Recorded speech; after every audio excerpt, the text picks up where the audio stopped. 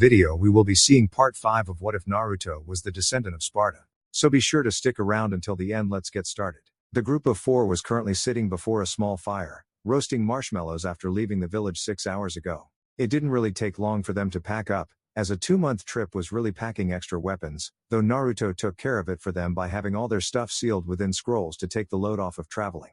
Naruto really only packed 6 jumbo ramen packs and more for a 2-month travel. After all a man needs is ramen. As the group traveled, little to no talking was done between the group, which in all actuality wasn't bad at all. They knew that real shinobi don't try to converse towards the other, due to the simply fact that they weren't concerned about learning the other's secrets and all that other bullshit that most of the girls would try, like Sakura for example. That girl was always known to try and get a conversation going, as her and silence doesn't mix at all. Naruto remembered a couple of times in which Sakura would start a fight with Ino, over something as stupid as staring at the back of Sasuke's head, which was beyond stupid. But Naruto didn't really care about that. All that mattered to him was this mission and what could possibly be an answer that he was dying to get. Everyone soon felt bored about the whole thing till Tenten spoke. Hey Naruto, I was wondering if you would show me how to use those weapons of yours, if it's not too much trouble. Tenten said with a blush on her face. Everyone looked at her with confusion. Naruto smiled at that and held up Angel and Reaper, while Sasha ate the marshmallow he made for her. Sure, I'll teach you how to use them, he said before he aimed the gun behind his back and fired off a round, confusing the others. Naruto, why did you just do that? Anko asked as she watched Naruto stand up and summon Kyuubi to his hand. Sasha then hopped into Anko's arms and sat on the woman's head. Because, he said pointing the sword in front of the tree line, we aren't alone, right? Naruto said with the others standing up with him. Indeed there was someone with them, as the bushes behind them rustled and out came a man looking pretty pissed. The man dressed in a dark purple jumpsuit with lighter purple stripes running up the sides. He wore dark purple armbands and black ninja sandals. Over his back were a sheathed sword, and an umbrella. He had a handsome face with shoulder-length brown hair, and his Hit-8 identified him as an Ame Nin. But Naruto knew who this man really was. Rokusho Aoi, Konoha Nukenin. I suppose you're here for a reason? Naruto said with the man growling before pulling out his sword. The blade immediately began to crackle with electricity, though Naruto knew just what this weapon was: the Raijin blade, the sword made famous by the Nidaime Hokage. Naruto thought, looking at the sword of legend. Oh yes, brat. You may have caught me off guard with that weird weapon of yours, but I won't have to worry about that anymore. After all, they will be in my possession after I kill you, he said, pointing his sword towards Naruto, who simply ignited Kyuubi and pointed the flaming sword towards Aoi, while pulling out Blood Fang to his left. Okay then, let's see what you got, Naruto said before he fired off a round from Blood Fang and charged at Aoi. The man quickly sidestepped to the left and brought his sword above his head, trying to hold the flaming sword with one hand. Naruto then pointed Blood Fang in point-blank range, but Aoi quickly countered. He let his arm slip and back-flipped away from the boy, who pulled the trigger at that very moment. Aoi then planted his feet on the tree behind him and sent several senbon at Naruto, who simply blocked with his sword before firing off more rounds from Blood Fang, but missed when the guy jumped to the side. He looked back at the tree he once stood on and saw it ignite in flames. His eyes widened at that and was about to ask until a voice spoke behind him, not bad huh? But if you like that, you'll really like this. Aoi turned to see Naruto holding up his right arm and call out serenity and blasted him towards the ground, hard. Aoi got off the ground fast, as Naruto stabbed the ground he once laid on. He then began a sword clash with Naruto, which had the onlookers on their toes at seeing how powerful their white-haired teammate was. Aoi blocked another slash from Naruto, who quickly rebounded off it and slashed Aoi across his chest. The man backed up, grabbing the wound before he did some quick seals. Alright brat, let's see you dodge this earth release, Earth Dragon Assault. He called out as a large dragon made of earth formed from the ground and launched the projectiles at the boy, who had a smirk on his face. He let the projectiles head towards him, making Anko cry out, Naruto hoping the boy wouldn't die before her. Instead, what greeted her was Naruto extending his right to reveal a Rasengan he made behind his back and destroy the projectiles. Naruto then ran towards Aoi, with Kyuubi in his right hand and the newly brought out Yamato in his left hand. He quickly jumped towards the Ame Nin, who had little time to react to the boy's sudden appearance. You lose, fucker. Showdown, Naruto called out, sending out multiple slashes that were far too fast for Aoi to see. Naruto then reappeared behind the man, with Yamato resting on his shoulders and Kyuubi extended to the side with his head down. Before anything could be said, Aoi coughed up blood before his body exploded in a massive burst of blood, except his head, which remained perfectly intact. The chunks of Aoi's flesh then burst into flames and slowly burned to ash. Naruto panted as he watched Aoi's body burn from the natural fire his sword was able to produce. Naruto had been working on that move for so long and it drove him crazy. It required him to summon two of his swords and then use in perfect sync with each other. But he supposed that it could only work when he had more experience in using the devil arms. He could handle the dual flooding of knowledge into his mind, but it would only stay like that for barely 11 seconds. After that he was screwed. The others ran up to Naruto, as he sealed away the head of the Konoha nuke nin. Naruto had a feeling that his head would give an even bigger bounty than the demon brothers did, which together their head gave him about 50 Gs, but Aoi's should hold far more than they did. Naruto, what was that last move you used? Anko asked, pretty surprised at how Naruto killed Aoi. He looked as if he vanished in the air itself, and reappeared behind the man before he died. That move was called Showdown. I'll teach you guys how to use it when I get the chance, but right now it's too hard to explain, Naruto said as he looked at the Raijin blade. He pondered on it for a moment before he looked behind his back. Ten. He said, getting the girl's attention. She then saw him toss the sword of the legendary Nidaime towards her, which she caught and was now shocked beyond belief. And Naruto, why are you giving this tea to me? She half shouted. Naruto simply shrugged his shoulders as he walked past them with his fox companion jumping back to his shoulders, taking her rightful place. Just call it a thank you for customizing my guns for me, he said before climbing into his tent to get some rest. While all that happened, Anko frowned at that. Naruto was acting different than before, as he wouldn't fight like that nor would he be so uncaring about everything. He was going through something and she wanted to know what it was. With nothing more to say, she sent everyone in the group to bed as it was late enough as it was. The next day, a large shadow overlapped the forest below it, as it flew through the sky at unbelievable speeds. The giant beast wasn't alone, however, as 4 people rode on the beast's back, while one sat atop of its head in a meditative-like position, with a small fox on his shoulder. The beast was a large, scaly creature that had to be about 18 feet long. Its scales were an iridescent blue, and its stomach was a pale cream color. The beast looked to be able to stand on all 4s, but its legs were shaped so that it could stand on its 2 rear legs as well. On its back were 2 large leathery wings which, when extended, probably spanned about 20 feet. Small spines ran down the beast's back, and became a ring of slightly larger spikes on its huge tail. Its long neck was wreathed by 2 fan-like appendages, which were flattened at the particular moment. It had a long snout and bright green eyes with slits for pupils. It growled slightly, bearing huge fangs, and a small amount of smoke escaped its jaws. The creature that the group was riding atop of was a dragon, and a huge one at that. The group were riding on top of the dragon's back, due to Naruto and the others not really feeling up to doing all that walking. So the simple remedy to that problem was to have Naruto summon this dragon, Reihausha, take them towards Shoutaku no Kuni, the land of swamps. It wasn't a problem getting there through the air, but the question was, how they would be taken in the country. Meanwhile, Anko and the others were having a little conversation between each other about some random stuff. So Anko-san, have you ever been to this place called Yamagakure before?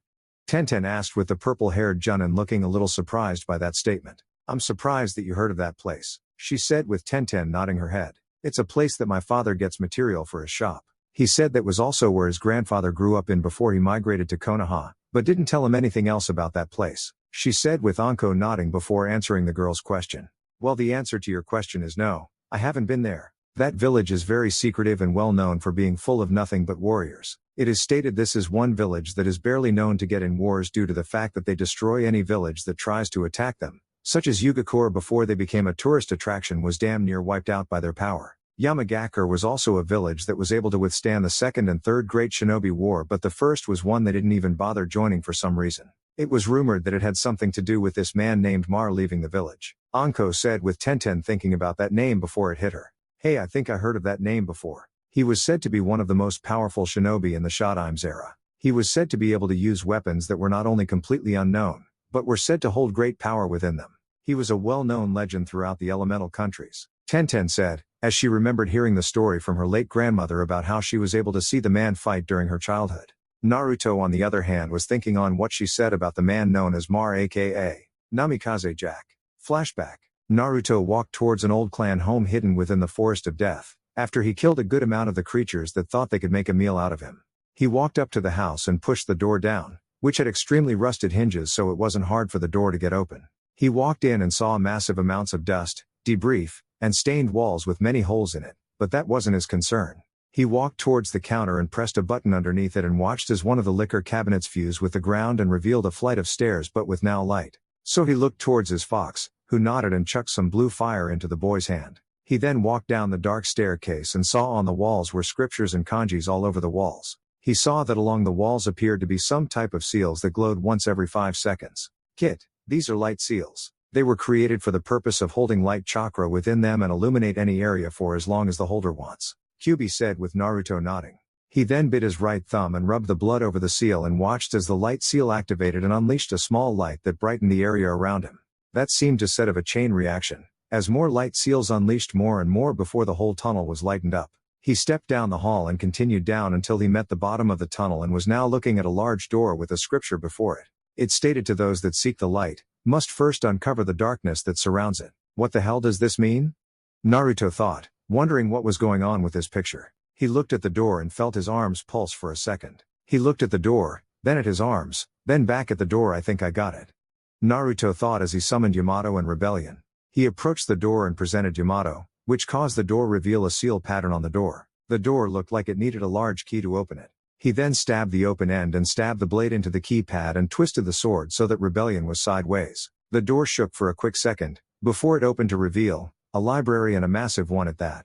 Even though it was dark, the light still remained in the tunnel, brightened the front of the room. Sasha could tell by the smell that this place was old and probably hasn't been opened for the last 13 years. She told him that mentally, which made him scoff. "That has to be the case, seeing as how my father was the last one to enter this place. Now then, let's take a look around," Naruto said as he walked into the room. After a few minutes of looking around and reading a few scrolls, he could see why his father came here. He claimed that this was the personal library to the Namikaze clan, after the founder Namikaze Mar created it on the same day as the first Hokage when he made the Forest of Death. The Forest of Death was by far the safest place to hold this place, as it had secrets that only his clan should know. So that was the reason why he began to look through the library and the history the place held. He read through many of the scrolls, with some holding knowledge he already knew. Some were defective, and many were just downright useless for him. But as he searched, he found a small shrine with a giant tome book in it. He walked up to it and saw that within the shrine was 3 scrolls with the words "History of the Namikaze clan" written on a gold nameplate.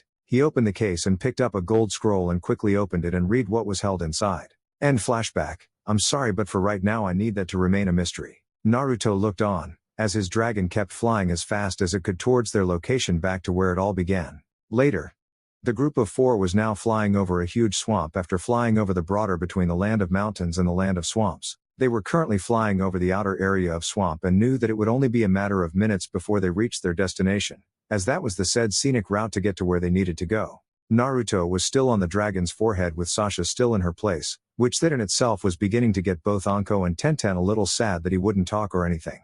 They were about to say something, when strong winds began to pick up. Naruto then stood up on top of his dragon's head and looked out in the distance to see a huge tornado that just appeared out of nowhere. "Naruto, what's going on?"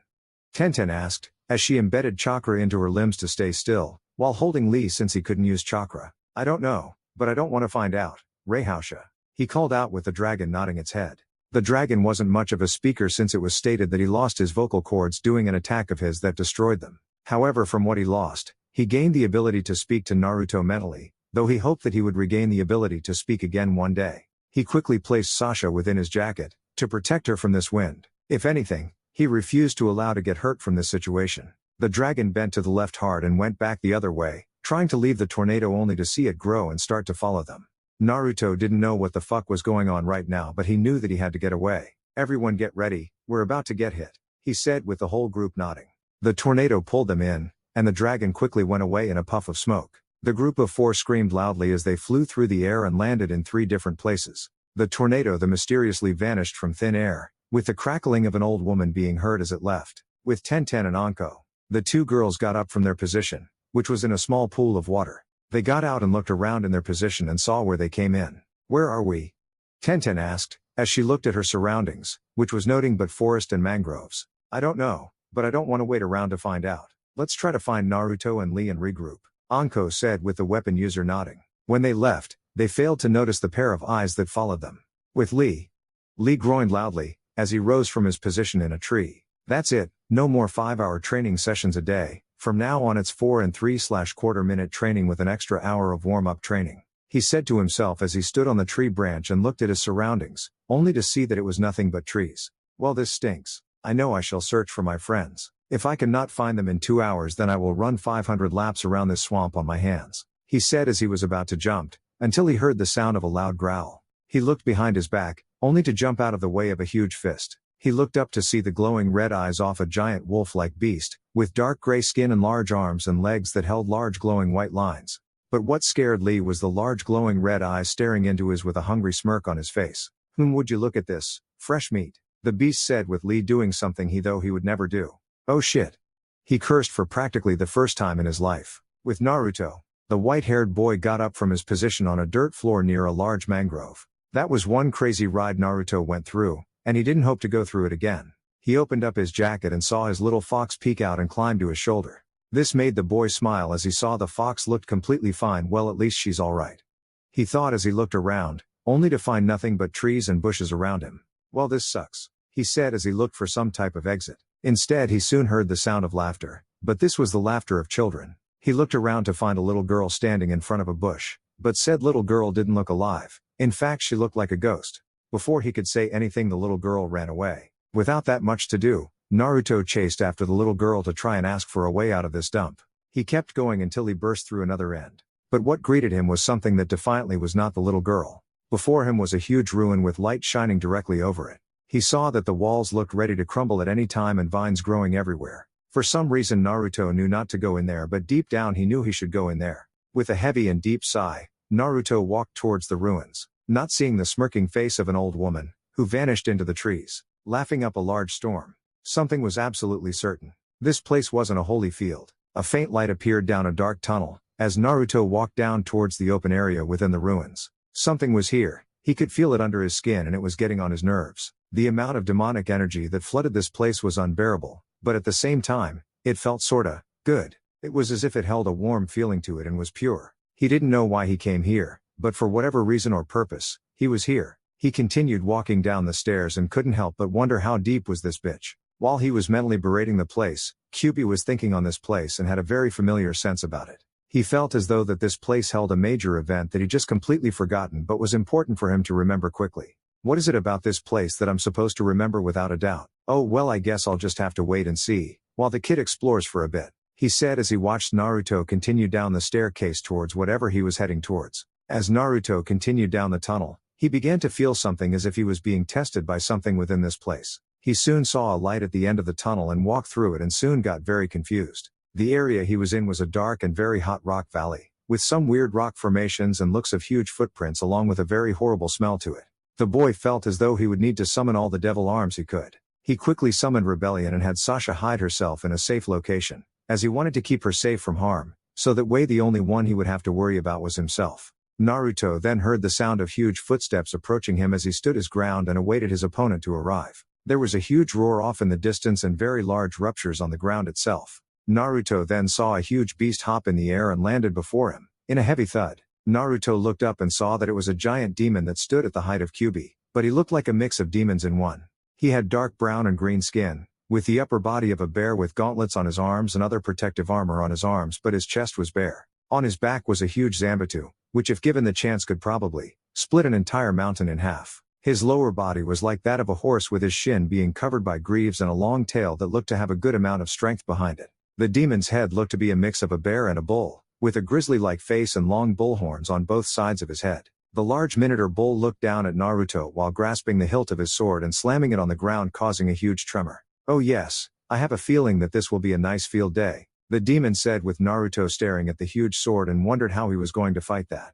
Kit, listen, this is Shinrin, the master of the forest. He can only use earth and wind-based attacks, so you shouldn't have a problem facing him, Kyubi said with Naruto nodding and unsheathing Yamato and held the blade strong. He then charged at Shinrin, who picked up the large blade and slammed it onto the ground in front of Naruto, only for said boy to land on his arm and run up it. Shinrin saw him, and tried to brush him off, only for Naruto to stab Yamato into his exposed forearm. He cursed loudly, before slamming his arm into a rock formation, in hopes of getting rid of the boy. He looked at his arm and saw that the boy was nowhere to be found. That is until he looked at his left shoulder and saw Naruto standing on it with his arms crossed and shaking his head in disapproval. That's a damn shame. You should have tried to attack more fiercely than that in order to take me out, Naruto said with Shinrin, sending his fist towards Naruto, only for the boy to jump off the demon's shoulder and landed on the demon's horn, before stabbing Rebellion into the one of Shinrin's horns and twisted the blade, causing a small crack. He quickly formed a Rasengan and slammed it into the horn. The crack grew to the point Naruto only had to punch it in order for it to fall off. And he did, as he slammed his fist into the horn, making it fall off completely. Shinrin cried out in anger as he shook his head and threw Naruto off before sending his blade at Naruto, who flipped off his hands and took out Blood Fang and fired off a shot at the demon's hand. Shinrin recoiled when the shot hit, while Naruto took the time to test out one of his devil arms, Onigumo. The gauntlets and greaves that made the weapon appeared on his arms and legs, while the wings stayed on his back. He then placed Rebellion on his back, as he went into a loose stance before charging at Shinrin, who grabbed his sword and sent it in a downward slash. Naruto jumped over the slash and appeared before Shinrin's face and delivered a heavy right hook to his face. He then continued with a combo of punches and kicks, that the demon was far too slow to follow, before ending it in a wicked left kick to the demon's snout, making him fall over. Naruto then extended his right arm, and saw a web line of chakra extend from his fingers. Another ability that Onigumo gave him was the power to manipulate his chakra into a web line and allowed him to swing like that superhero Spider-Man in the comic books he used to read as a kid. This also in a sense made Onigumo much more productive in battle, as he could now get out of fights quickly and could scale walls without the need for chakra. As he landed on one of the rock formations, Shinrin got up, with an angry expression on his face. "You damn human, how dare you make a mockery of me," he said, as he got up to his 4 feet, and retook his sword back into his hand. He then held up his sword, which was soon covered in gold energy, before he sent it forward at Naruto, only for the boy to escape in another chakra line. The boy watched the sword slam on the rock he was once on, exploded in a radiant blast of gold. He marveled at the destruction, but quickly made another zip line and got away from a crescent blast of energy. He soon got to the ground and ran towards Shinrin, who slammed his hand on the ground, creating a crack fault, which headed towards the boy. Naruto quickly removed Rebellion from his back, and combined the power of the two devil's arms together. That was another thing that Naruto had been working on, the power to work two devil arms at once. The result was highly successful, as he could use Yamato with Kyuubi, Cerberus with Pandora, and Nevin with Agni and Rudra. There was an endless amount of combos for him to work with, but right now wasn't the time for that, as he held Rebellion in its Stinger attack and called out Stinger, and stabbed Shinrin in his chest, his unguarded chest. The force of the attack actually surprised Shinrin, as he worked to have his chest far stronger than normal, so that way he can fool people into trying to attack his chest and help him get the easy kill. So he was further shocked when the sword went into his chest and forced him back on his ass. Naruto then removed the sword and ran towards the demon's neck. He jumped into the air and held the sword in a means to slice his head off, but before he could get the chance, he was hit in a huge blast of wind and was knocked towards another rock formation. He went through that one and a couple others before coming to a full stop and coughed up some blood. He quickly got up, looked ahead, and gasped at what he saw. 2 brand new demons just came out of nowhere and now stood before the still down Shinrin. One was a lion with 2 long saber teeth and pure gold fur with long black claws on both his hands and feet. Swishing behind him were 2 tails with red fur on the end. Think of Saber Leomon from Digimon Season 1 and Digimon Data Squad. The second demon was a tiger with snow white fur, purple straps, and 3 long white dragon-shaped tails. The tiger legs looked like he could stand on both all fours and 2 legs, thus utilizing his fighting potential. Naruto couldn't believe what he was seeing. A lion, a tiger, and a bear. What the fuck? Was all he could say. Meanwhile, with Lee jumped to the next tree beside him as a fist knocked down the one he once stood on. He had been dodging this demon's attack for the last minute or so, and it was now getting to him and his ever large amount of stamina. This demon was very persistent and didn't waste time in trying to kill him.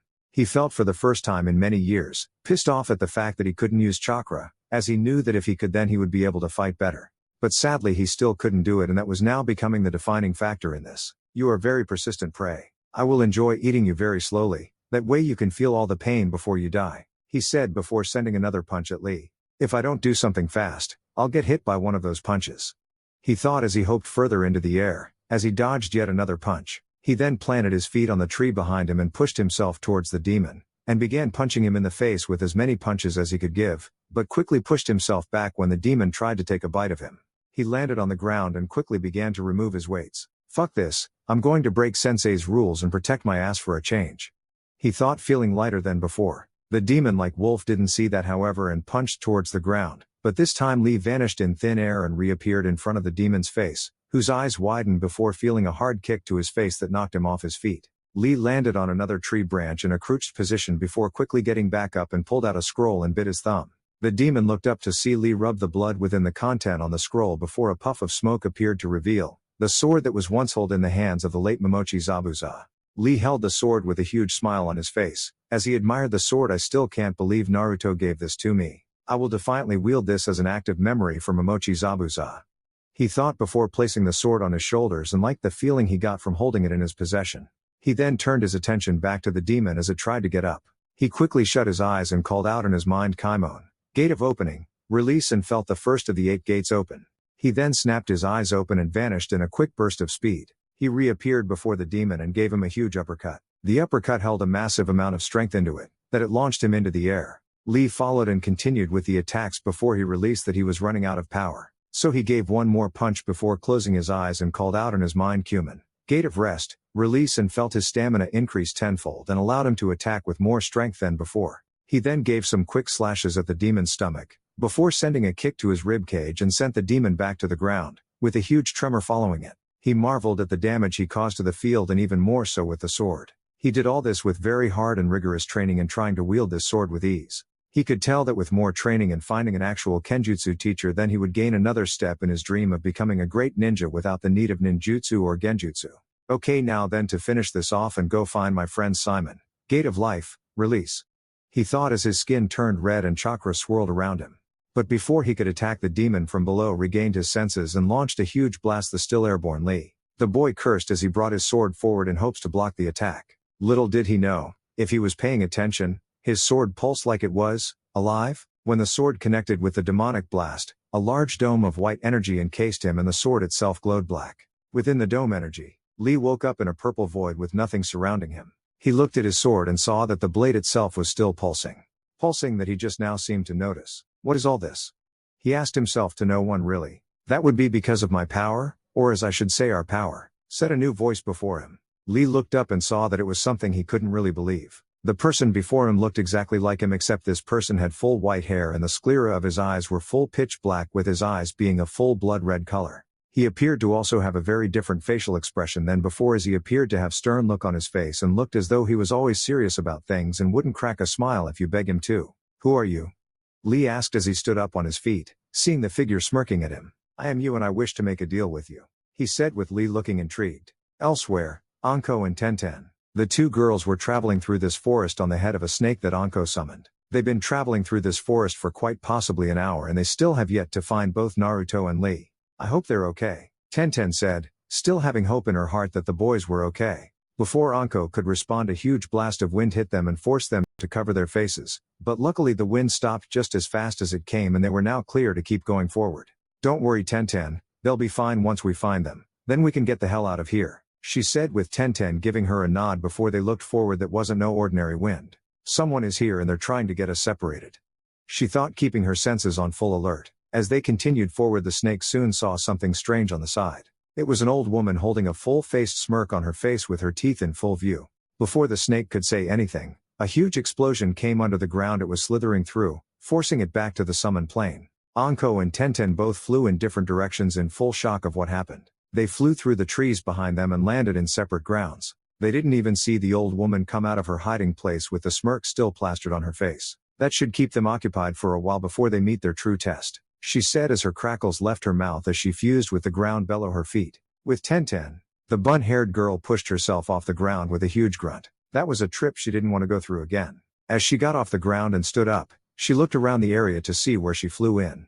Instead, she was greeted with nothing but clean surroundings. Damn, I can't believe I just went through that. Oh well, no harm done. I guess I should try to find them, she said as she ventured into the forest. Not seeing the string of chakra that disconnected from her back and returned into the tree that she once stood behind, she continued into the forest, pushing every weed and bush out of her way, before she walked into an open area that had light shining through it from the hole in the trees above. When she got a good look at what was before her, she gasped loudly and felt the tears protrude from her eyes. It was a brown-haired woman with her hair reaching her back and was wearing a pink kimono. Tenten then felt the tears stream down her face as she muttered one word, Ka-san. With Anko, the woman was far luckier than her young cohort as she used her Junin skills to help her regain her composure and stand on her feet. She was now running back the way she came but didn't see the chakra line that was once attached to her back and return into the tree she was once on.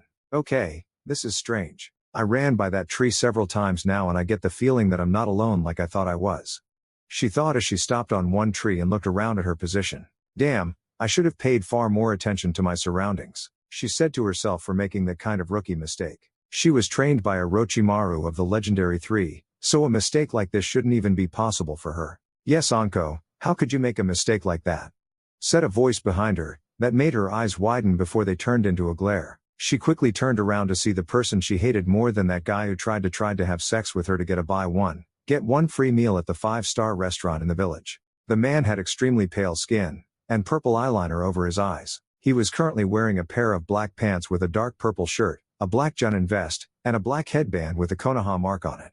But what made her truly mad was the humor-filled look in his amber-slitted eyes. Orochimaru-sensei, can't say it's good to see your pale-skinned ass after you left me in the land of seas to die, Anko said as she pulled out a kunai.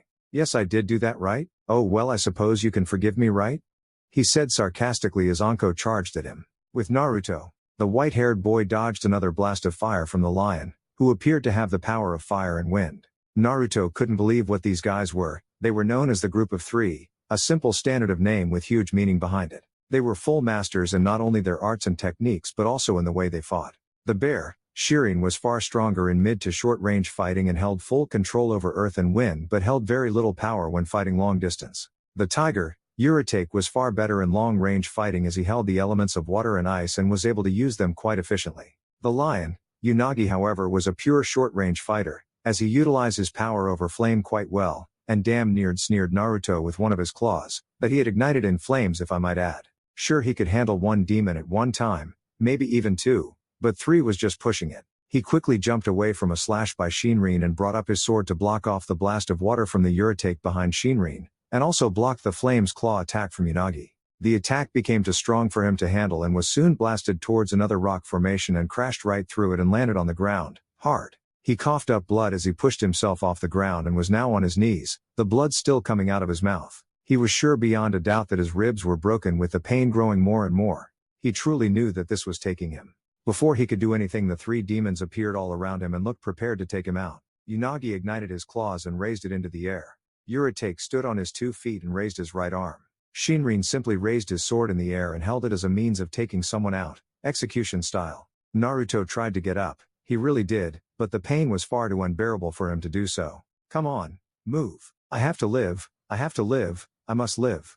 He screamed in his head before hearing a voice say, all you had to do was ask. The 3 demons then sent their attacks forward and all 3 hit Naruto in succession of the other. Before they could celebrate, they felt something begin to push their attacks away before a huge tower of purple chakra exploded from the ground below and pushed them all away. When the tower and smoke cleared, it soon revealed Naruto back in his dark form, but something also happened to the 2 devil arms Onigumo and Rebellion. Onigumo was now pitch black in color with the wings becoming midnight purple. Rebellion also looked different, as the blade gave of an eerier purple glow with the blade itself being full black. Naruto began to laugh an evil laugh before looking at the 3 demons. He then pointed the sword at them and spoke.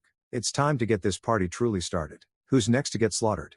And break. Well, here is the next one. Now I'm sorry to say it, but the new powers won't be revealed till next chapter. The reason why is because I wanted this one to be the pure setup of all that will transpire in this little arc, with the first being the character change in Anko, Tenten, and especially Lee. Lee is by far my second favorite male character in this anime, as he is one of the easiest to work with purely and greatly. So the next chapter will be the revelation of their changes, and to help make you more hungry, here's a preview of what's to transpire next chapter. Master, you must keep control over this new power that you have gained. It will only work for those of the strong-willed, Nevin said, with Naruto nodding as he held onto Yamato tightly, and glared at the demonic knight before him, who held onto his claymore sword and pointed it at the boy. Are we going to do this or what? I'm really in the mood to kill you, he said, with the boy finding a smile on his face. As you wish, was all he said as he raised his arms as the transparent wings formed. A veil of light enveloped him before the sound of glass breaking could be heard, and Naruto now stood in his newest transformation. That's it for now. If you want the rest, stay tuned to find out.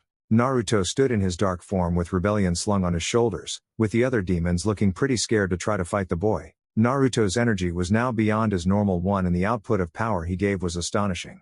His power was literally growing by the second and was even affecting the ground below his feet, as it looked pale underneath him. Naruto then smirked evilly as he pointed Rebellion at Unagi. Rebellion's purple aura and the glowing purple eyes with haze leaking from the sword was enough to scare anybody that looked at it, but Naruto had other plans. Before any of the other demons could blink, Naruto disappeared and reappeared on Unagi's chest, with Rebellion stabbed in his chest. Then in a quick flash, Unagi's head fell to the ground and his chest exploded in a massive rain of blood. The other 2 were shocked at the sight, but they soon stopped when Urotake was hoisted from the ground and thrown into a rock formation. The demon lion got off the ground and sent his flaming claws to where he was thrown, but was soon surprised to see that he hit nothing but air. His senses came back when he heard the call of Shadow Release, Black Pool of the Underworld. He soon began to feel a sinking sensation on his legs, as he looked down and saw that his feet were being sucked into a black void. He struggled to get out but only heard another call, Earth Release, Earth Dragon Projectile. He looked to the side and saw a dragon's head made of mud, form right next to the boy. As it opened its mouth, a white glow could be seen within before it fired out several mud projectiles from its mouth, each one striking the lion with a lot of force, and made the demon cry out in pain. Cutting the flow of chakra, he then held up his arms shoulder length apart and unleashed his black web line of chakra to two large boulders, and pulled them towards his arms. Then with inhuman-like strength, he lifted them off the ground and chucked them at the lion, who still couldn't get out of the pool, and was hit on his head and spinal cord. Naruto then ran towards Urarake and slashed at the lion's limbs, before performing a stinger motion on the lion's neck. With a flick of his wrist, he flipped his sword before slashing downwards, cutting out the bottom of the creature's neck before coming back with one more slash that completely separated its head from its body. The demon's blood came out like a fountain, though Naruto still wasn't satisfied and turned his attention to Shinrin, who was now very fearful of the boy. Naruto began to walk towards Shinrin with a devilish look on his face. "Now you act as if I'm going to hurt. Why is that?" he asked sarcastically, as Shinrin held his sword tightly, though his arm was shaking by the second. "WWHA, what are you?" he asked, only to seize Naruto's grin grow ever slightly. "I am the monster hidden in the shadows, I am the beast that will kill anything that moves, and I am your executioner," he said, with rebellion exploding with purple chakra surrounding the blade in a flame-like matter, as he ran forward. Shinrin took a tighter hold on his sword, as he brought it down in hopes of killing the boy, but all he got was said boy blocking with his own sword. To his shock, there was even a tremor on the ground, but Naruto already prepared for that. He made a quick Rasengan and slammed into Shinrin's sword, making the sword bounce out of his hands or what was once there and fell to the ground in a loud thud-like sound. Naruto vanished and reappeared with rebellion extended to the left, as Shinrin's right hand fell off, making him howl in pain, though Naruto wasn't finished. The boy then jumped toward Shinrin's face and slashed between the demon's eyes and on his left eye, thus blinding him there. The demon howled in pain once more, as Naruto made another Rasengan, though this one was pure black with purple chakra surrounding it.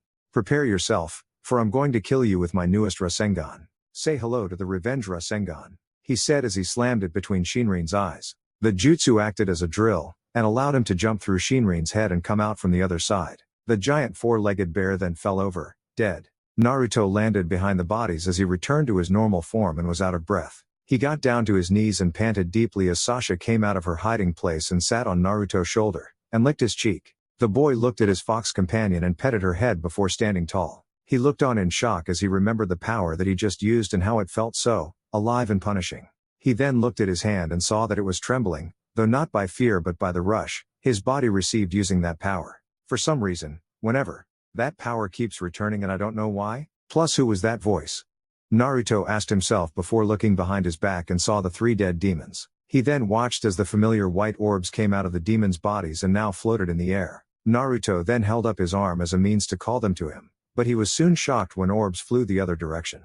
"Hey, get back here," he yelled as he summoned Pandora to his hands and turned it into its bike form. He then revved it up before speeding towards the souls. They weren't getting away that easily. With Lee could only stare in amazement at the person before him. Did he say that he was his own alternative self? And if so, how was that possible? "I know what you're thinking, and that can be just as easily explained. You see, I was created years ago, when you were born. I believe that your power was sealed away by the someone, which took away your ability to use chakra. When you fought against that demonic attack, it awakened me, and now you and I need to refuse to survive," the clone said, with Lee looking confused. "Refuse? What do you mean by that?" "The two of us cannot coexist for long, as our power has been weakened too much. I am your true power and you are the default form of us. You and I will need to return and become one once more," he said, with Lee standing up. "What will be the outcome of this fusion? I'm glad you asked. What you will receive is the ability to use chakra again, as well as my healing rate. You can take shots that would kill normal humans instantly, but you will be able to live through it. Also, you'll get this baby right here," he said, pointing to his eyes, and made Lee raise an eyebrow. "But I won't tell you what it does because I think you need a good surprise," he said with a smirk, as well as Lee, who was already on broad when he heard that he could finally use chakra. He then saw his counterpart raise his hand. "So Lee, are you ready?" his clone asked, with the boy not waiting a second and shook his counterpart's hand. "I was born ready," was all he said, before a quick flash of light came before him and he then felt a floating sensation of sorts and returned to the world. Brand new, that is. Outside world. The demon that Lee fought with marveled at how Lee survived his light blast technique, much less, how he made a barrier of light around it, thus protruding him from trying to kill the boy. He then saw a crack appear outside the barrier, before more and more came until the whole thing just exploded in a glorious burst. When the light cleared, Lee now stood within the air looking completely different. His hair was now snow white and was long enough to reach his shoulders, with a single strand going across his face. His face looked different as well, as his eyebrows looked as if they were trimmed down to the average looking and his face looked more chiseled and firm. However, the biggest change about him was his eyes. His eyes were now blood red with a black circle where the pupil once was and black circles turning counterclockwise within them. The sclera in his eyes were also a different color as it was now pitch black and made him look as though he would kill you if you try him. But that wasn't the only thing that changed, as the sword he once held was far different as well. The blade was shaped like a huge, curved kitchen knife with a large spine jutting out backwards from the unsharpened side. The blade was black at the top, but there was a flame pattern on the bottom 3/4 of the blade that was actually waving like a real flame. In the center of the blade was a strange red jewel within it that glowed once every 5 seconds. Lee looked at his hands and marveled at the new type of power he felt. He felt not only stronger but also strangely complete. He felt as though he had this power already but just never held it in his hands. "I believe it's now my turn to introduce myself," said a voice, which sounded an Englishman with a demonic edge to his voice. Lee looked around for the location of the voice but couldn't find it until the voice spoke again. "Down here, in your hands," the voice said again, with Lee looking to see that the voice that spoke was the sword for some reason. How are you talking to me exactly?" he asked. "I know it may seem strange, but in all truth my spirit is in your body. I'm just talking to you through, well, me," he said, with Lee's sweat dropping a little. "Okay, now then, what are you? Besides a sword, that is. Nice recovery. Anyway, I am the true form of the sword that man named Momochi Zabuza wielded before his tragic demise. I was in that sealed form for the last 100 years or so after my first master and I truly separated. I haven't been able to find someone with enough devil power within them to awaken my true form until you came along with your own devil power, and a very potent one at that," he said, with Lee looking curious. "Really, do you know what it is?" he asked, as he wanted to get ready to fight this demon and take out. "Yes, I do. You see, my first master had those eyes of yours and he dubbed them the mashing in, devil eye. I won't tell you the abilities it contains for I think you'll want to figure it out yourself, but what I will tell you that you unlocked one of the abilities, which is telekinesis. You probably haven't noticed, but we are still airborne," the sword said, with looking down and saw the demon prepare to attack him again. "So I can fly?" "No, just jump very well. In fact, the only reason why you're still in the air is because you're subconsciously concentrating on your feet and the telekinetic powers are responding to it. You should, however, focus on the demon below us as he looks ready to attack," the sword said, with Lee looking down and saw the demon like wolf preparing to jump towards him. Giant wings formed on his back and he jumped towards the boy. "Okay, let's take him out. By the way, what's your name?" he asked as he raised his sword to his shoulder and dropped from the sky, and aimed his body in swan dive-like position, and was now heading towards the demon's extended fist. "My name is Kokushibayu. Pleased to make your acquaintance," the sword, Kokushibayu said, with Lee nodding his head. He then tightened his grip on his sword and soon brought the sword forward. He slashed many number of times, before executing one huge slash across the demon's stomach and landed on the ground with the pointed end of his sword touching the ground. The demon that was in the air exploded in blood as his body fell back to the ground in a hard thump, as Lee felt the need to walk towards the body and saw the demon was breathing hard as his wounds kept bleeding profusely. "Okay, my boy, time for a new addition to your power. Now then, I want you to focus your chakra directly into your eyes and look at the demon's body. And don't worry, I show you how to do it in your head," Kokushibayu said, with Lee nodding his head, and did what was asked of him. He then looked amazed as the information went through his head, and now he had a slight sense in how to use his chakra, though somewhat. His vision of the demon soon changed and became a black body with the image of a weapon in front of him. He was confused by this and asked the sword what was going on. "That is one of the abilities that the mashing in gives, called Devil Arm Scan. This allows you to have a basic scan of the demon you defeated and see what his devil arm form would be for you. And it appears that the devil arm this one will work well for you. Now then, to get it, say, devil arm, configuration, and the demon shall become your new weapon," Kokushibayu said, with Lee nodding. He then stared at the fallen beast's body and called out, "Devil arm, configuration." The demon's body soon glowed a bright white before bursting into particles of white energy, which then traveled towards Lee and surrounded his arms and legs. The energy continued to swirl until the white turned into a pitch-black color before becoming what he saw. The devil arm took the form of a pair of gauntlets and greaves. The gauntlets seemed more looked like a pair of gloves, though they were a type of odd metal and had claws where his fingers would be. They were black in color and had odd red lines designed into them. The greaves were like a pair of boots, though instead of being flat-footed they were like paws and had claws on them. Like the gauntlets, the greaves had lines designed on them, with them being red of course, though for what reason he didn't know. Lee soon felt information go through his mind and about weapons of his. It turns out that the demon he just defeated went by the name of Beowulf and was under the control of an old woman, who lived here. He couldn't get any information on who this woman was, but apparently Beowulf has been under her control for upwards of years, and it was thanks to Lee that he was now free. I guess I have no other choice but to try and find the others. I hope they're all right, he thought as he raced within the forest to try to find the others. If he were to look behind him, he would have saw the old woman with a huge smile on her face, though this one wasn't the sinister one but one that looked like a real happy smile. Well then, that youngster sure proved his worthiness to power. Beowulf will do great in his hands. Now let's see how the girls are doing against my jester, the old woman said as she sank into the branch like water. With Tenten, the brown-haired girl just stared in wonder at the back of her late mother. Her mother died to an illness when she was 6 years old, and the woman that he's with now is only her stepmother. Now of course, she loved her stepmother dearly like a daughter would to her mother, but she would never be able to compare to her own mother. She would cry herself to sleep sometimes due to how much she missed the woman, and now she had her back. "Ka-san, it's me Tenten," Tenten said, only to see something shocking. Her mother, instead of acknowledging her, ran off into the forest. Tenten then looked shocked before chasing after the woman, constantly calling out "Ka-san," trying desperately to catch up with her mother. With Anko, the purple-haired Tokubutsu Jonin was currently chasing after her bastard sensei, Orochimaru. She was in total anger that he would show up to her face and act as if she was still his little plaything. But today is the day that she finally takes him out and be rid of the cursed mark that he placed upon her so many years ago. She extended her arm and called out, striking Shadow Snake, which left the sleeves of her jacket, and flew at Orochimaru and wrapped themselves around him, seemingly holding him in place. She then pulled out a kunai and prepared to stab him through his skull, but she saw the snakes explode and freed Orochimaru. The snake man then held up his hand and screamed loudly, making the woman grab her neck in pain. She cried out loudly, as Orochimaru approached her, with a smug grin on his face. "My dear Anko-chan, did you honestly believe that you could kill me so easily? You will never be able to compare yourself to me. You will never be free of my will as long as you bear the mark I gave you.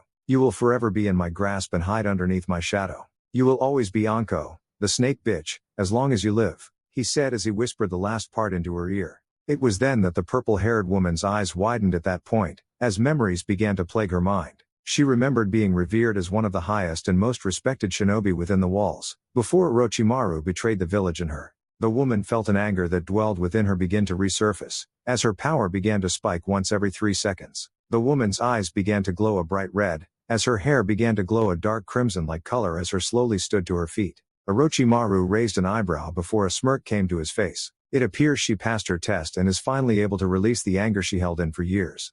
Though before Anko's arm went through his stomach and he dissolved in a pile of mud. She looked confused for a second before she got a huge headache in her head. She felt vision run across her eyes as she began to see something she forgot many years ago. Flashback.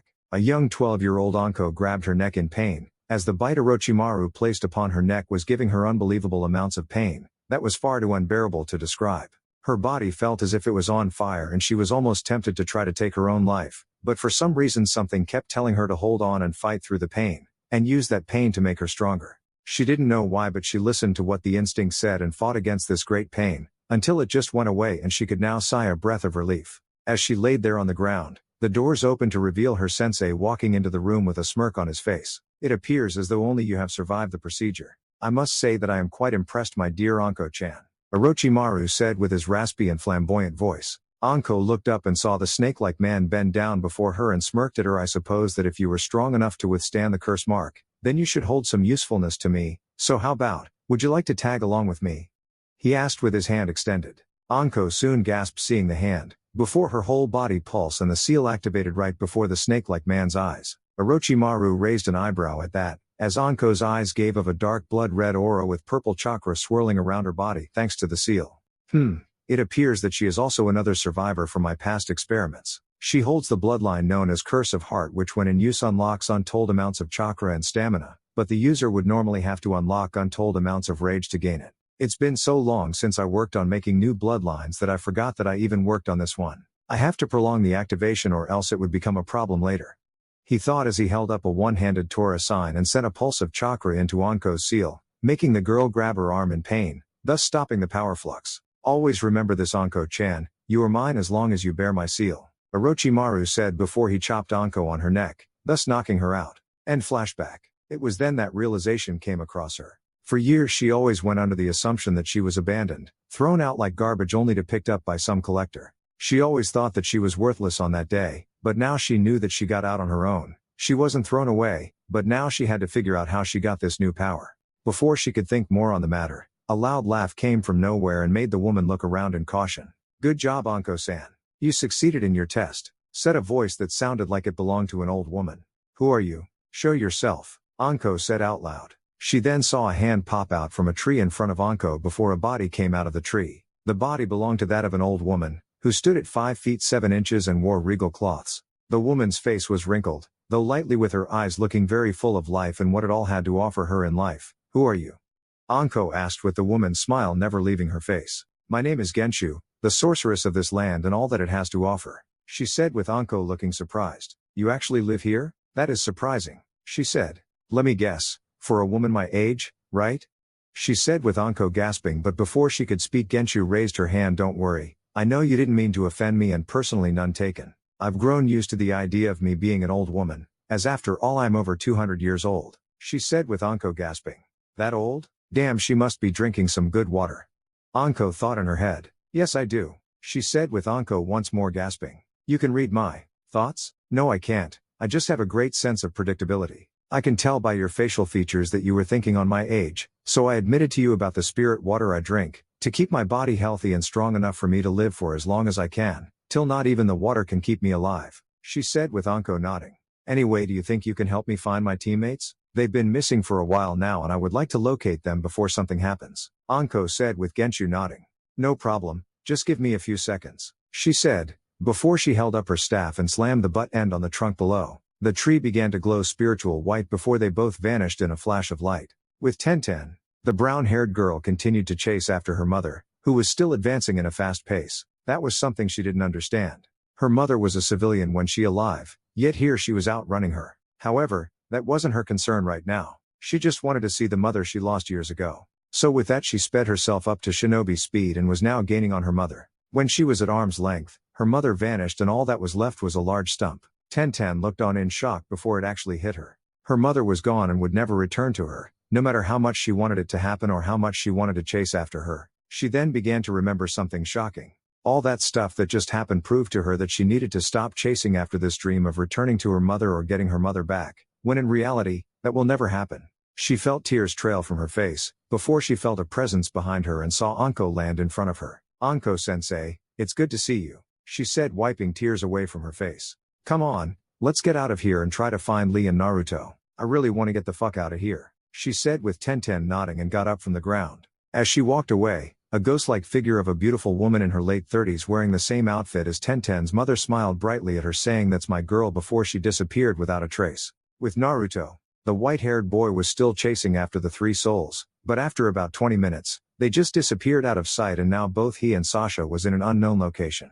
The surrounding area looked to be some kind of oasis with grass all around the area, palm trees blowing softly in the wind, and the bright sun in the sky. He looked around until his eyes laid on something. It looked like a small shrine with a white orb in the center of the shrine. He walked towards it and held up his arm, only to see a small barrier erected around the shrine. He looked and saw that his hand lost a few fingers. He soon flexed his hand as an orb of red chakra encased his hand, while he looked at the barrier again and saw the reason why. The whole barrier was a bright celestial white with energy swirling in different directions, making it impossible for Naruto to break through it. "Damn, now I have to wait a few seconds for my hand to regrow itself," he thought before the chakra cleared and he now had his hand back. "Human, you dare try to obtain my power?"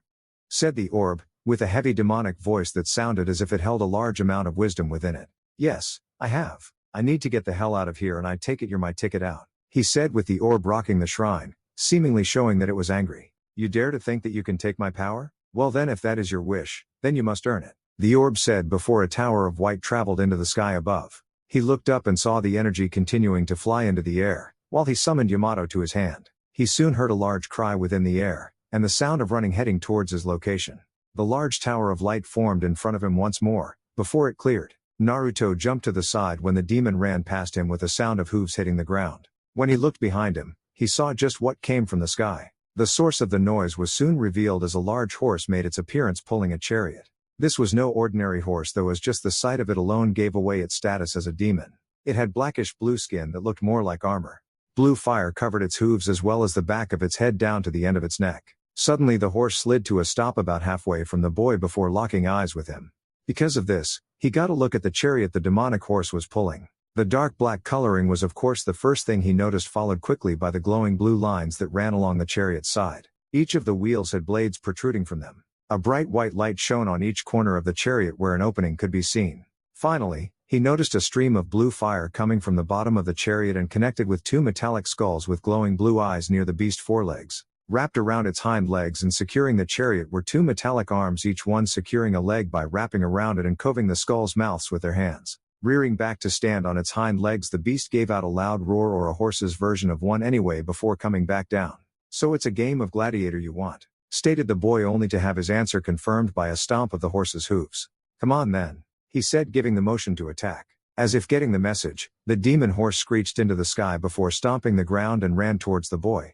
Naruto held his hand over Yamato's sheath as he raced towards the horse, with chakra added to his feet to achieve the speed he still had yet to gain. He then grasped the hilt while calling out spiral swords and unsheathed it. Just as he said that, 4 swords surrounded him, before laughing at the horse, who dodged them before stomping the ground hard and bringing forth flames around its hooves. The flames grew larger as the horse bellowed deeply, before its speed increased. Naruto quickly took the sword from its sheath once more, before swinging it in a wide-angle arc, and resheathing it. There was a quick reaction, as the horse screeched loudly as a large cut appeared on its side. Naruto instantly reacted and charged at him with his sword sheathed. Once he appeared before the horse, he took out several slashes to its face, cutting its eyes and blinded it. Naruto wasted little time in sheathing his sword and did some quick seals, calling out demonic art, black fire dragon jutsu, he yelled, exhaling the black flames from his mouth, that hit the horse dead on from his position. All that was heard after that was the sound of the horse dying from the flames before his body exploded to reveal his soul orb.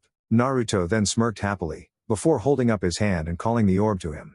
It did just that and came to him, before a flash of light appeared, and he now stood with his newest weapon, called Seishi. He looked onto his back and saw the weapon take the form of a dark blue armor chest plate with a white jewel on his chest. The chest plate would light up once every few seconds and reflected power off him. But that wasn't the big thing about this weapon. It was the 8 transparent wings coming off the back. The knowledge quickly came to him and he smiled at what he gained. He could fly. He gave them a good flap and took off into the air. Naruto marveled at how high his jump was, continuing to flap the wings, and remained in the air. This devil arm mainly increased his speed and flexibility, with the main property of this weapon being flight capabilities. He could see himself doing a lot of things with this new devil arm, but for now he had to settle on what he could.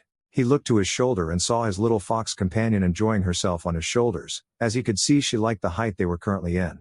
After a few flaps in the air, he landed on the ground and approached the shrine, with Seishi leaving him. He looked at the orb before him, and could tell that T was impressed by him. "Say boy, what is your name?" it asked, with Naruto stopping before the shrine, not wanting to loose his fingers again. "Sparda Namikaze Naruto," he said. "Very well then, I accept you to become my master," it said before the orb floated and approached the boy. The orb entered Naruto's body and made him feel a sensation within. He felt his power grow, but also felt something different. He felt as if there was now balance in himself and he was in more control of himself and his power. "I guess that light helps balance the darkness within me. Well then, let's see what else is down here," he said to himself before he coughed loudly and got on his knees, grabbing his chest. He breathed in heavily, as something was trying to get out, and fast too. Naruto slowly started to get back on his feet. He collapsed twice, but kept trying, and eventually made it back to his feet. He swayed dangerously, but didn't fall. He was slumped over and let his arms hang. His breathing was uneven and his muscles still showed signs of convulsions. Naruto seemed to stop breathing for a second, then snapped his head up and roared/screamed. A massive tower of black chakra exploded from his body and into the sky above. The clouds parted and swirled around the pillar and black lightning bolts crackled around it. The tower swirled around the boy before splitting into 3 sections. One section glowed bright purple, the other celestial white, and the last blood red. The sections soon twirled around him, before dissipating and leaving Naruto to fall on his knees, panting heavily, but he now looked different than before. Everything about him glowed a bright celestial blue type of color with a white hum surrounding him. His skin was radiant in blue with his hair standing straight up and was blue as well. His whole eye was different as well, as all that was evident of it was the large white glow. Naruto panted before his new transformation left him and he hit the ground face first and groaned loudly. "What the hell was that?" he asked loudly and between his breaths before looking at his body, and saw the tattoos once again reform on him. He was confused by this until Kyubi spoke. "Kid, you did it," Kyubi said with pride in his voice. "I did what?" "I think I should continue for Kyubi, since I hold the most understanding of it. You've not only achieved balance within yourself, you've also completed the power of your ancestor March," Nevin said with Naruto raising a mental eyebrow, as he resealed his tattoos again. "What are you talking about exactly?" he thought, still trying to catch his breath, with Sasha standing back on his shoulder, and licked his cheek to see if he was alright. The white-haired boy simply petted her head, thus alerting her that everything was alright. "Your ancestor Mar held the power over darkness and light. You just gained his final power over light, and now you can use both," Nevin said with Naruto looking amazed. He has now gained yet another power in his repertoire of weapons and special abilities. Now he had yet another transformation at his disposal. He had the dark form, and the demonic form of Kyubi. I hope that he can get both transformations down soon and wouldn't have problems with them anymore, or so he thought. He then saw a mirror pop up from the ground and held a reflection before him. He looked at it with confusion before he felt a pulling sensation course through him and in a sense made him walk towards the mirror and step into it. Elsewhere, Anko and Tenten slithered through the swamp once more with a snake summon. Anko talked to Tenten about what they both went through, though to hear the girl lost her mother in a pretty early age was pretty hard, even now. The girl did however appear to have a new look on the matter, and would now become stronger from it. "Tenten, are you sure you're fine?" Anko said with the girl nodding. "Yes, I am. I long since tried to forget that my mother was dead, when I kept her alive through my memories," she said, "but that doesn't change the fact that I miss her," she thought with Anko rubbing her back a little. "Don't worry, Tenten. As long as you remember her and the good times you had with her, she'll always be with you," Anko said before a familiar voice called out to them. "Tenten, Anko-sensei," said the voice with both girls looking up to see running besides them before he jumped to the snake's head and giving the girls a good look at his new appearance. "Lee? Is that you?" Tenten asked with the boy nodding. "What happened to you?" "Tenten, you wouldn't believe it if I explained it slowly," he said with Anko shrugging her shoulders and telling her snake summon to move faster. They now had to find a certain white-haired boy that she was currently extremely worried about. Back to Naruto. Naruto reappeared within a coliseum-like structure but was very dark. As he walked in, the mirror shattered into a million pieces, making Naruto raise an eyebrow. Before he could wonder to himself, darkness covered the arena before it became a barren wasteland, with only large rocks and the occasional dead tree. The ground was completely red, like a river of blood swept through a desert, staining the sand crimson. He looked up and saw that the sky was an almost beautiful mix of different oranges, reds, and yellows. He also saw a massive, multicolored sun that looked to have some kind of silt in between it, making it appear to be some kind of demonic eye. "What the hell is this place?" he questioned, only to have it answered by someone else. "That would be because of me," said a voice, with Naruto turning around to see something very strange. It was no one, like he thought, until the voice came back. "Down here," said the same voice with Naruto looking down. He saw that it was his shadow, but the shadow was moving on its own accord. The shadow then stretched out and converged a circle, 10 feet from him. Out this circle rose a black bubble. The bubble formed into a human shape after rising to near 6 feet. Then the shadows began to melt from the figure like black oil, revealing the appearance of Namikaze Naruto, but was far different. This one was an exact clone copy, no doubt, but was an exact clone copy of him in his dark form, and the question now was how he was before him. "In case you're wondering how I am before you, it's simple. You see, a long time ago, I was the yin to your yang. I was the result of your gaining of the darkness power and have become a manifestation of that power," he said with Naruto raising an eyebrow at the person before him. "But how is it that you exist before me?"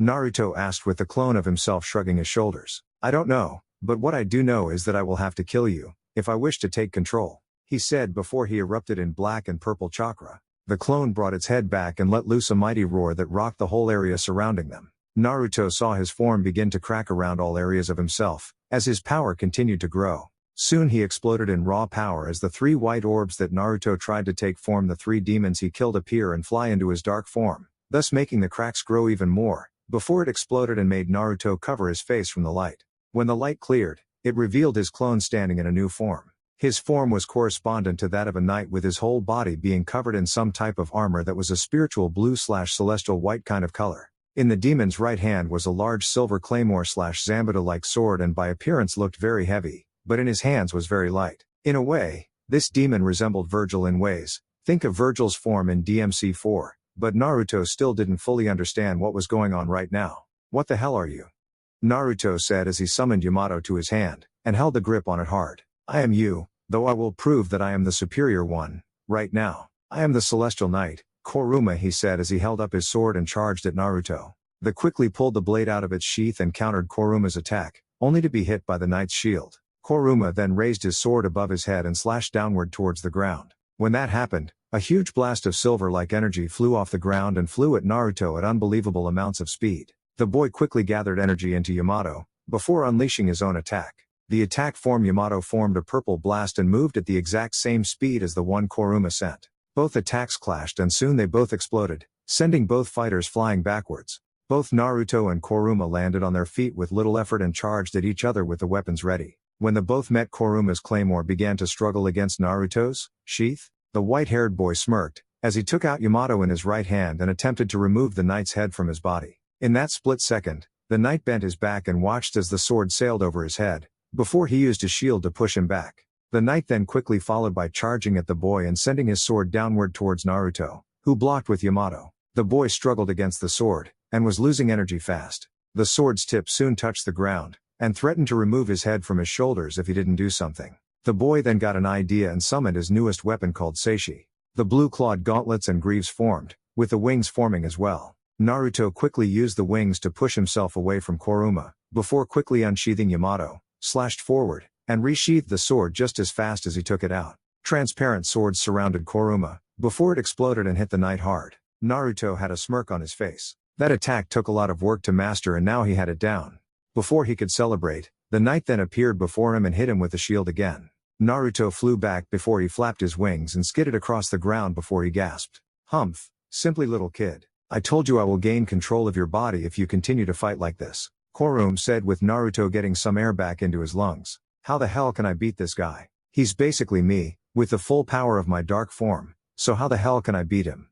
Naruto asked himself. "Try to use that new transformation you gained, Master," Nevin said with Naruto looking surprised for a moment. "But I don't even know how to access it, let alone use it," Naruto thought as he dodged another strike from Kuruma. "Trust me, you can use it. Just imagine the feeling you felt in that form you took and the power will respond," she said with Naruto nodding before closing his eyes. He then began to feel through himself and soon felt the power that felt warm and inviting as opposed to the evil and fear-inducing power of his dark form. Once he located it, he opened his eyes and smirked. "Good job, Master. Now then just embrace the power fully and it will infuse itself with you," Nevin said with Naruto nodding and began to pull on the power he now felt. Once he obtained it, a smirk found its way to the boy's face. "And remember, Master, you must maintain full control over this new power that you have gained. It will only work for those of the strong-willed," Nevin said with Naruto nodding as he held onto Yamato tightly, and just stared at the demonic knight before him, who held onto his claymore sword and pointed it at the boy. "Are we going to do this or what? I'm really in the mood to kill you,"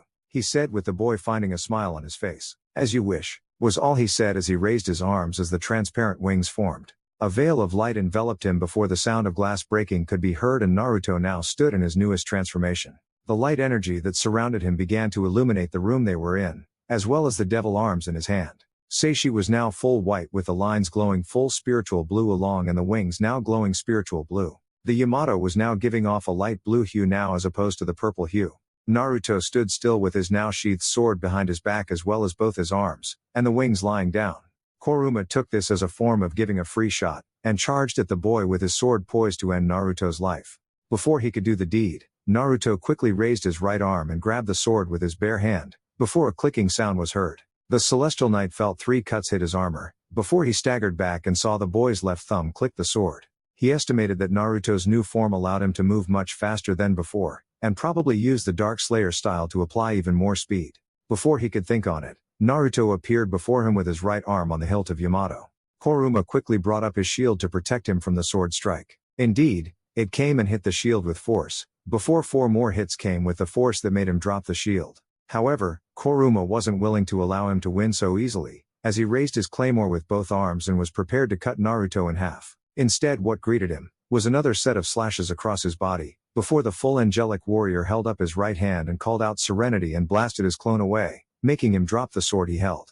The clone rolled on the ground before he got back up to his feet, only to see Naruto run at him with a Rasengan in his hand and slam it in Kuruma's head. The blast completely obliterated the area that surround the two, as Kuruma flew and hit the ground hard. The knight coughed loudly before he turned to Naruto. "I guess I have to go back." "Oh well, it was fun," Kuruma said before his body dissolved into shadow particles, while Naruto returned to his normal form. Naruto watched as his dark side disintegrated into dust before returning to Naruto's body. The white-haired boy sighed a breath of relief as that fight really tired him out, but he was grateful to be done with his dark side. He then turned his head to a bright white light came from nowhere and consumed both him and Sasha before he and his kit companion reappeared in front of the place where it all started. "What the hell?" he asked until a voice reached his ears. Actually, it was more of a scream than a call, but you get the idea. "Naruto-kun," screamed Anko as she hugged him from behind, while accidentally letting her breast touch his back. A pair of C-cup breasts was felt indeed, and Naruto loved every second of it, until he heard the footsteps of the others. He turned in Anko's arms and saw that Tenten and Lee, or at least the one that looked like him, appear with the old woman Genshu along with them. "Very well done, my boy. I can tell that you hold a very large amount of power within that body of yours," Genshu said with Naruto raising an eyebrow at her. "How do you know how much power you hold? These old eyes may not be as strong as they were in the past, but they are still able to help me see the aura of the person I see. You hold the strongest and greatest aura out of everyone here, but I can also tell that your future will become a test of your power. The fate of this world hangs with you," she said as she walked towards another tree and began to fuse with it. "Come find me when you know that you're ready and I will tell you of the future you're destined to have," she said as she snapped her fingers, and soon all four shinobi were enveloped in a bright flash of light before the light cleared and they were once more in the air flying back with the help of Naruto's dragon. The team looked confused as to how they got back in the air, or the fact that it was Naruto's dragon Reihasha giving them the ride. The white-haired boy, however, was deep in thought at what just occurred. Something told him that this was going to get even rockier than before. The next day, the sounds of gunshots could be heard throughout a certain area, as Naruto was teaching Tenten how to use the newly made copies of Blood Fang, Royal Fate, and Lee how to use the gun, Vulcan. Naruto decided to give Lee the gun, as Lee would need it to help him become more powerful. However, he was still trying to understand how Lee could be a member of the Kazama by blood, and the fact that he had his own devil power called the Mashingen. It turned out that another ability the eye had was that it could never be turned off, so Naruto simply gave him a set of sunglasses to wear to cover his eyes. Lee enjoyed the training that he was receiving from Naruto and in return taught the boy some taijutsu, which the boy gratefully accepted. Today, however, was different for the boy, as he was asked by the Hyuga clan to attend a formal dinner in the presence of the clan head and his children. He felt excited to meet the Hyuga head, but slightly nervous for some reason. However, now wasn't the time for that as he got ready for the tonight. Things certainly will change after this night. Later that night, Hyuga clan compound. Hyuga Hinata was a nervous wreck at the moment, as her father just recently told her that tonight, her crush would be attending a formal dinner with them. The first thing that happened to her was that she fainted and didn't wake up until it was about 2 hours before the dinner, when she got dressed. She was now within the formal dining room for the main family, dressed in one of the more fancy kimonos she owned, which unfortunately hugged her body too closely, showing off parts of her she always hid due to the leering looks she received whenever she wore such clothing. She was dressed in a lavender kimono tied together with a dark blue obi. The bottom portion of the kimono had designs of flowers of multiple colors floating on top of water. The obi was much the same except there was no water designed onto it. Straight across from her, and to her father's left, sat her little sister Hanabi. Hanabi was dressed much the same as she was except her kimono was white and tied together with a brown obi. She sighed and tried not to shift and show how uncomfortable she was, even though she was obviously being put on display, again. In addition, people wondered why she wore that jacket. Honestly, she only wanted one person to see so much of her. Such thoughts were broken as one of the doors to the room was slid open and one of the male branch members walked inside. He walked in quickly, whispered something to her father who nodded and walked back out. 2 minutes later the door was slid open once more, this time fully, and her breath caught in her throat. The figure who walked into the room was a boy no older than she was, with whisker-like marks on his cheeks. He wore a dark blue kimono that looked almost purple, with a white robe underneath. Along with this, he wore a pair of gray hakuta. His hair was dark white in color and was slicked back in a spiky-like style so that it would cover his bright icy blue eyes. "Ah, greetings Naruto-san, it's nice of you to attend this dinner," he said with the boy giving him a nod and a respectable bow to show his respects to the man in the house. "Good evening to you as well, Hiyashi-sama," said the boy in return before sitting at the spot reserved for him at the end of the table. "Good evening to you as well, Hinata-chan," he said with the girl blushing a little. Naruto had a smile on his face, and when he looked at the girl on the end, it never fell. The girl was trying to give him her cold Hyuga face, but she was far too young to try to look intimidating to anyone. "Well then, allow me to introduce to you my daughters. As you know, my oldest is Hinata, who is the heiress of this clan, and my youngest is Hanabi. She was named after my late mother after she died when Hinata was about 3 months old," he said with Naruto nodding before everyone turned their attention to their meals. As he ate, however, he had to fight his body's instinct to just devour everything in sight, one of the many bad habits he'd gained over the years. Still, he did notice both of the girls sneaking glances at him whenever they thought he wasn't looking. After the meals were finished and the dishes cleared, Hiashi cleared his throat, breaking the comfortable silence. Now then, Naruto, while I wish that we may have a normal conversation, I'm afraid that I must ask something of you. Hiashi said, with Naruto nodding his head and letting Hiashi know that he may continue. As you know, my daughters are both heirs to this clan, with Hinata being the first to obtain the seat. However, due to certain events that transpired over the last few years, her progress hasn't been up to snuff, as you might say. He said, with Hinata looking down at that.